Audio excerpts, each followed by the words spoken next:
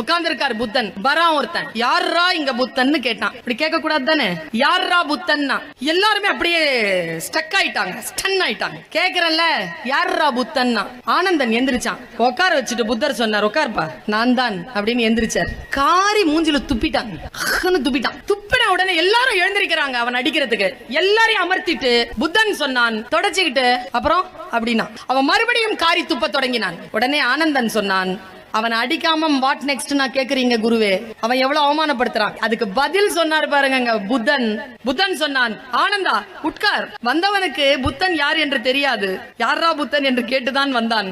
அவனுக்கு என் மீது கோபம் இல்லை, நான் ஏதோ சொல்லி இருக்கிறேன், செய்திருக்கிறேன். அந்த சொல்லின் மீதும் செயலின் மீதும் தான் அவனுக்கு கோபமே தவிர அவனுக்கு என் மீது கோபம் இல்லை. இப்ப புரியுதா? டீச்சர்ஸ், மனைவிமார்கள், கணவன்மார்கள் யாரேனும் ஒருத்தர் துன்புறுத்தி கொண்டால், நீ நான் அவருக்கு ஆகவே ஆக மாட்டேன் அப்படி இல்லை, நீ ஏதோ ஒரு சில்மிஷம் பண்ணிருக்கிற, அது